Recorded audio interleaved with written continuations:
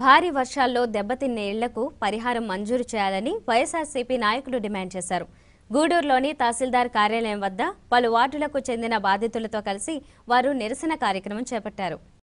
పట్టణంలోని 2, 30, 32 వార్డులకు చెందిన సాయం అందని వరద బాధితులు సోమవారం నిరసన వ్యక్తం చేశారు. బాధితులతో కలిసి వైఎస్ఆర్సీపీ నాయకులు అధికారులను ప్రశ్నించారు. భారీ వర్షాలకు తీవ్ర నష్టం వాటిల్లినా పరిహారం ఎందుకు అందజేయలేదని ప్రశ్నించారు. తహసీల్దార్ వెంకటనారాయణమ్మ మాట్లాడుతూ ఉన్నతాధికారులతో మాట్లాడి రీసర్వే చేపడతామని పేర్కొన్నారు.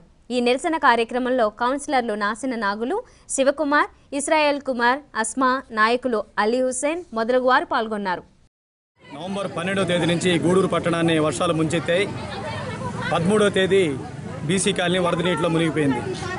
16వ తేదీ తిరిగి వర్షాలు మొదలైనాయి. 16వ తేదీ రాత్రి కల్లా బీసీ కాలనీ పూర్తిగా మునిగిపోయింది. స్లాబుల మీద నీళ్లు పారాయి. తిరిగి 18వ తేదీ మళ్ళా వర్షానికి మళ్ళా బీసీ కాలనీ మునిగింది. 20వ తేదీ మళ్ళా వర్షాలకి బీసీ కాలనీ మునిగింది. గూడూరు పట్టణం మొత్తానికి ఒక్కసారి వరద అయితే బీసీ కాలనీకి 4 సార్లు వరద వచ్చింది. అష్ట కష్టాలు పడ్డారు. కట్టుబట్టలతో రోడ్డు మీద నిలబడుకున్నారు. తినేదానికి తిండి లేదు. ఎన్నో బాధలు పడ్డారు. కాస్త తెరుపునిచ్చారు. ఆ వార్డుకి, ఆ ప్రాంతానికి 30వ వార్డు ముఖ్యంగా నీడ మునిగింది. 30, 32, 33 బీసీ కాలనీ మొత్తం నీడ మునిగింది. అక్కడికి ముఖ్యమంత్రి గారు వచ్చారు. 2 రోజుల్లోనే మీకు పరిహారం అందజేస్తాం, మీరేమి బాధలు పడాల్సిన అవసరం లేదని చెప్పారు.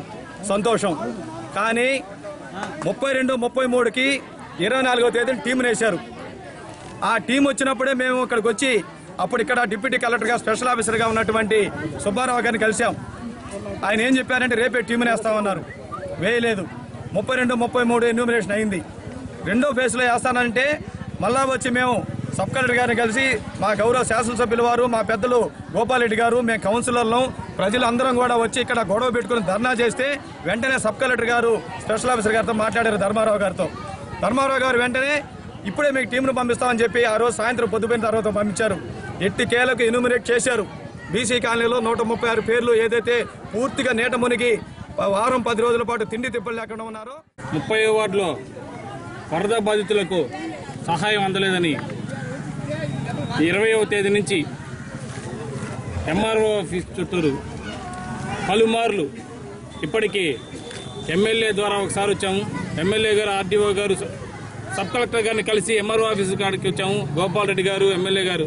కానీ ఆ రోజు చెప్పిన మాట, మీకున్నటువంటి 130 పేర్లని ఈ రోజు నుంచి ఇవ్వబోతున్న చెక్కులు ఆపి రాబోయే 130 కలిపి ఇస్తానని చెప్పి ఈ రోజు 15 రోజులు అయింది. ఈ 15 రోజుల్లో ఈ రోజు చదువుతుంటే ఇప్పుడు ఇంకా కలెక్టర్ గారు ఆర్డర్స్ ఇవ్వలేదు అంటారు. ఇదే విధంగా 19వ వార్డులో కొన్ని సమస్యలు జరిగితే ఇదే ఎంఆర్ఓ గారు వార్డులో తప్పు జరిగాయని 200 చెక్కులు ఆపేయడం జరిగింది. 200 చెక్కులు ఆపగలిగిన అథారిటీ ఆమెకు ఉండేటప్పుడు ఈ 130 చెక్కులు ఇచ్చేదానికి అథారిటీ లేకుండా ఎట్టబోయి ఉంటుంది. వీళ్ళు అధికారులు ఆడుతున్నటువంటి ఈ గేమ్ లో 30వ వార్డు ప్రజలు, బీసీ కాలనీ ప్రజలు, 3 సార్లు ఫ్లడ్ వచ్చినటువంటి ప్రజలు ఈరోజు అయోమయ పరిస్థితిలో ఉన్నారు. ఇటువంటి అయోమయ పరిస్థితిని ఏర్పాటు చేసినటువంటి అధికారుల నిర్లక్ష్యాన్ని వెంటనే పై ఆఫీసర్లు గుర్తించి దీన్ని వెంటనే 30వ వార్డు ప్రజలందరికీ చెక్కుల పంపిణీ గబాన్ చేయాలని చెప్పి కోరుతూ 2వ వార్డుకు సంబంధించిన 293 శ్రీకాకుళం నుంచి వచ్చి 2 టీములుగా ఇడిపడి ఒక టీం మాత్రం కరెక్ట్గా రాసింది. 2వ టీము 69 పేర్లు ఆన్లైన్ చేయడం పొరపాటు వల్ల బలి అయిపోయినాము. ఈ 69 పేర్లు నిన్న సర్వే చేశారు. ఇది రాని పక్షంలో మా 69 పేర్లు నెంబర్ తీసుకుని వచ్చి నిరాహార తీసేదానికి సిద్ధంగా ఉన్నాము. పూర్తి మునక ప్రాంతమైనటువంటి ఎగువారెడ్డిపల్లిలో ముందుకుంట రాగి చెరువు అనేది పూర్తిగా ఎస్సీలు, మైనార్టీలు నివాసం ఉన్న ప్రాంతం. పూర్తిగా మునిగిపోయి దాదాపు 360 పేర్లు ఎన్యూమినేటర్స్ నమోదు చేయడం జరిగింది. మరి ఆ ఎన్యూమినేటర్స్ మొదటి 2 రోజులు ఫోటోలు తీయకుండా నమోదు చేయడం జరిగింది. తర్వాత లాస్ట్ రోజు నమోదు చేసినప్పుడు ఫోటోలు తీశారు.